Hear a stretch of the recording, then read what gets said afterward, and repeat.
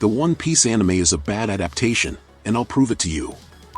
Hey everyone, how are you? I hope you're doing well. I'm the Monio, the interdimensional demon who talks the most about One Piece on YouTube, and you're on my channel. Besides the technical reasons regarding production and animation quality that everyone already knows, there are other reasons why One Piece will cease to be an uninterrupted production, and these reasons are related to how the One Piece anime adapts the manga. This will directly impact people who dislike One Piece for that very reason.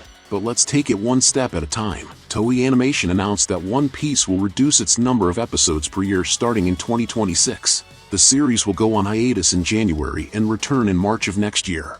According to the studio, One Piece will now have 2 batches of 13 episodes per year, not exceeding the maximum number of 26 episodes per season. For me, there's a very clear reason for the change in One Piece's release format, which is to solve the main problem with the One Piece anime today: the super slow pace of the adaptation. I'll give you an example to better understand what I'm talking about. JoJo's Bizarre Adventure is a manga that started in the 80s and is still published today, and that manga is longer than One Piece. But the Monio, if the JoJo manga is longer than One Piece, then the JoJo anime should also have about 1,000 episodes, right? And I tell you no, the JoJo anime has less than 200 episodes, and you must be wondering how that's possible. As you probably know, One Piece spent decades following a model of uninterrupted episodes, and with that comes the problem everyone knows of, the anime catching up with the manga. This leads studios to opt for the famous filler episodes to give the manga time to advance, and that's why Naruto has so much content that isn't in the manga. The One Piece anime, on the other hand, took a different approach. It includes some filler episodes between each arc, but these are just a few transitional episodes. One Piece chose a slightly different method than the traditional one to avoid catching up with the manga, which is to release episodes at a very slow pace. An anime typically adapts 2 to 4 chapters of the manga, depending on the chapter length, as is the case with Dandadan, for example, which usually adapts 3 chapters per episode. But One Piece's average is quite different. They adapt an average of 1 chapter or less per episode, which makes the pace very slow. A great example of this is the episode where Luffy awakens Gear 5, which should be epic, but becomes a frustrating episode in my opinion, since the transformation lasts the entire episode, and when it finally happens, the episode ends.